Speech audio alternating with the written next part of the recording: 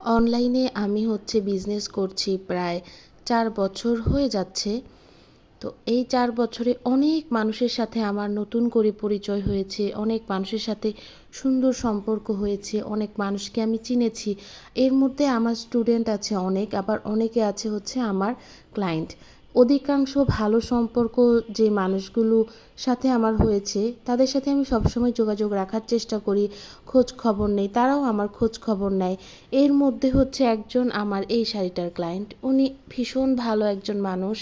উনি সব সময় আমার পেজ থেকে কেনাকাটা করছে প্রায় ৩ বছর যাবৎ। ওনার সাথে আমার পরিচয় হয় মূলত টিকটকে আপু আমার ভিডিওগুলো দেখে সেখান থেকে অর্ডারটা করে। এরপর হোয়াটসঅ্যাপে আমি উনি আমাকে একবার প্রায় 5টা শাড়ির অর্ডার দিয়েছে, 2টা 3 পিসের অর্ডার দিয়েছে। এতগুলো কাজ অর্ডার দেওয়ার পরে আমি কি করি, আমার হোয়াটসঅ্যাপটা নষ্ট হয়ে যায়। কিছুদিন বলতে 1 বছর আগে আমার হোয়াটসঅ্যাপ ছিল অন্য একটা নাম্বার।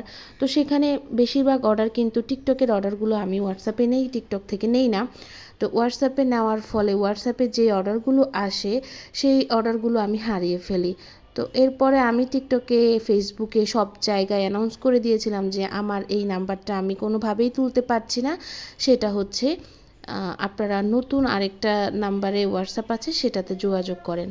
অনেকেই যোগাযোগ করে, তো এই আপু যোগাযোগ করে না। প্রায় 3 মাস হয়ে গেছে, আপু তো টাকা পেমেন্ট করে দিয়েছে। আমি কি করি, টেনশনে আমি শেষ হয়েছিলাম, যে ভাবছিলাম কি হবে, আপু তো কাজ করে রেখেছি, আপু সবগুলো টাকাও অ্যাডভান্স করে দিয়েছে, আপু কি আমাকে খুঁজে পাচ্ছে না। তো আপুর আমার থেকে রেগুলার নেয়, আমার যে স্টেট ফার্স্টে আপুর অ্যাড্রেসটা আছে কোনোভাবেই মাথায় ছিল না। তো পরবর্তীতে আমি হঠাৎ করে মনে পড়ে যে আচ্ছা, আমার তো স্টেট ফার্স্টে আপুর নাম্বার আছে, সেখানেই যোগাযোগ করি।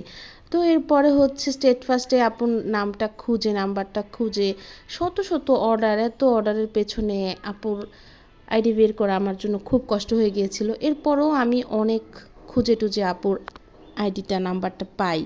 সেখান থেকে নাম্বারটা নিয়ে আপুকে কল করে বলি, আপু আপনার প্রোডাক্ট তো অনেক দিন আগে রেডি হয়েছে, আপনি তো আমার নতুন হোয়াটসঅ্যাপে কোনো নক করলেন না। আপু বলে যে আপু, আমি জানি আপনার প্রোডাক্ট রেডি হয়েছে, আপনি আমার টাকা মেরে দিবেন না, আসলে আমার হাজব্যান্ড অসুস্থ, তো এই কারণে আমি আর যোগাযোগ করতে পারি নাই। তো প্রোডাক্ট রেডি হলে আপু আমাকে অ্যাড্রেসে পাঠায় দেন।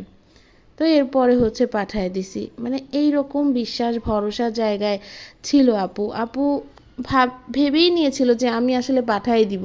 আর আমিও যে কোনোভাবেই হোক আপুর নাম্বারটা পরবর্তীতে বের করে আপুর সাথে যোগাযোগ করে পাঠাই দিছি।